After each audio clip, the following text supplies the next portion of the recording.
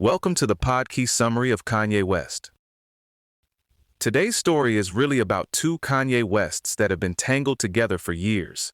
The artist who kept blowing open what hip-hop could sound like, and the public figure who kept turning spectacle into damage.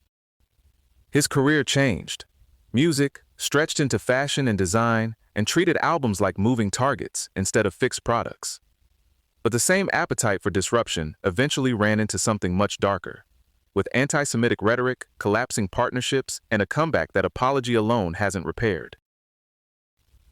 One reason Kanye mattered so much in the first place is that he helped push mainstream rap away from a narrow idea of what a rap star had to be.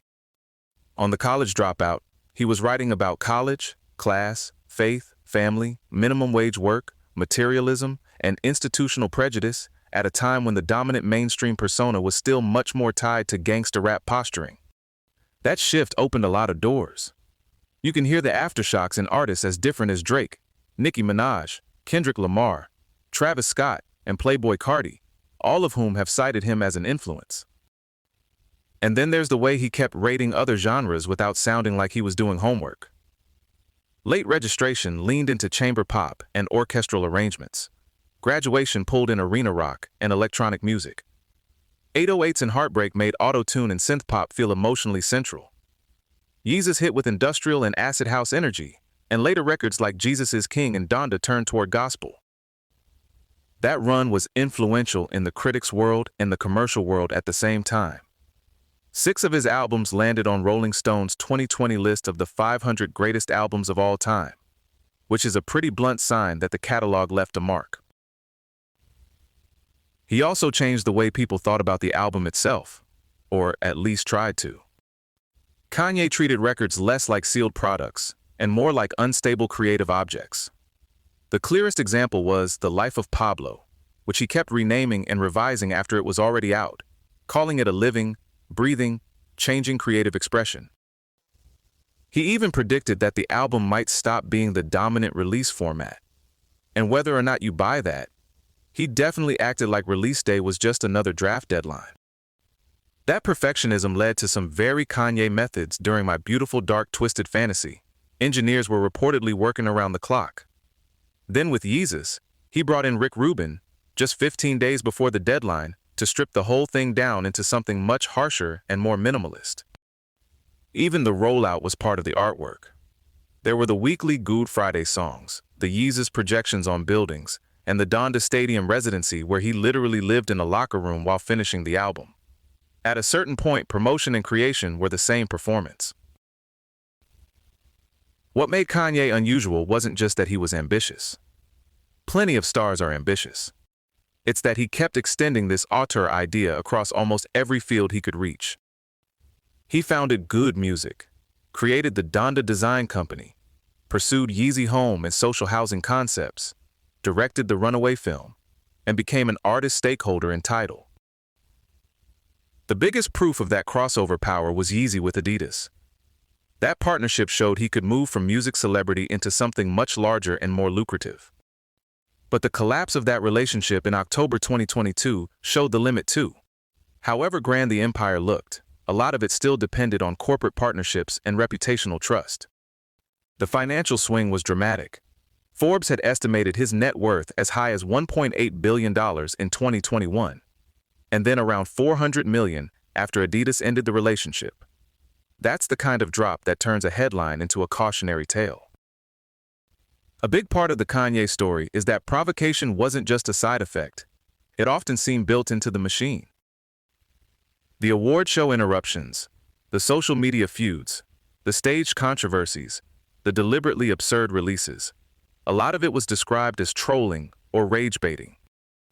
For years, that approach worked in a coldly effective way.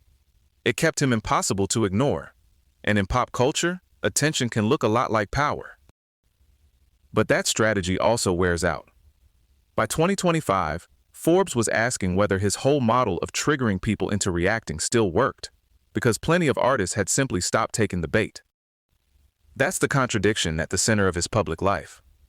The confrontational behavior helped build the legend, while repeatedly damaging the same institutions that helped amplify it, from award shows and festivals to labels and fashion brands. Then the story moved past provocation into something much more serious and destructive.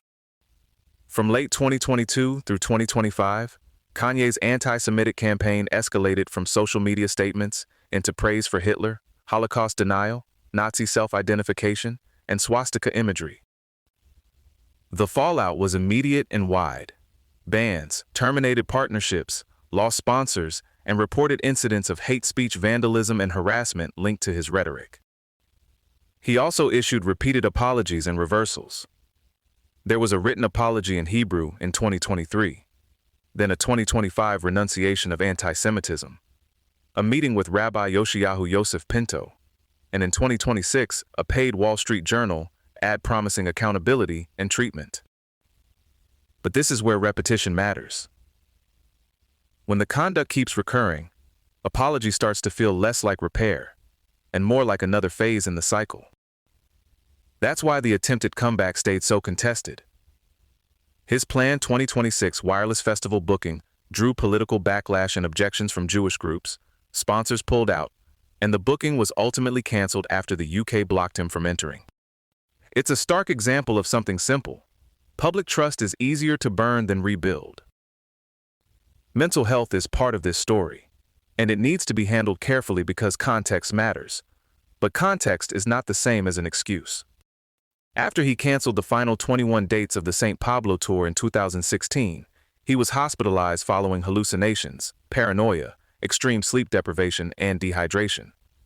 He was later diagnosed with bipolar disorder, though he repeatedly disputed and then at other times re-accepted that diagnosis. The broader record also includes a reported frontal lobe injury from the 2002 car accident, opioid addiction after liposuction, suicidal ideation, and later claims of autism and nitrous oxide dependence. All of that helps explain instability.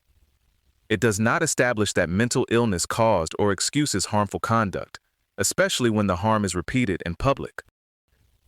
In 2025 and 2026, he attributed his anti-Semitic outbursts to manic episodes and pledged treatment and accountability. Critics question whether that was genuine responsibility or another attempt to reframe behavior after consequences had already landed. His politics followed a similar pattern of unpredictability, spectacle, and mixed signals. He donated at different times to Barack Obama, Hillary Clinton, and the Democratic National Committee, then later supported Donald Trump, and eventually launched his own independent 2020 campaign under the birthday party label. The platform mixed Christian democratic themes, anti-abortion politics, environmental stewardship, support for faith-based organizations, school prayer, and America First diplomacy. At the same time, he told Forbes he was ignorant about things like taxes and foreign policy, which is not exactly the line you want from someone applying for the nuclear codes. The campaign wound up with 66,365 votes across the 12 states where he had ballot access, about 0.32% on average, and it was widely suspected of operating partly as publicity or political spectacle rather than a conventional campaign to govern. So the full picture is messy, and there's no honest way to make it neater than it is. Kanye West reshaped music, turned disruption into an art form, and then kept pushing until disruption became self-destruction for both his image and a lot of the institutions around him. That tension is probably why the story still holds people's attention. It's about innovation, ego, power, harm, and the hard fact that brilliance does not cancel consequences. This episode was generated by Podkey. Create your own at podkey.fm.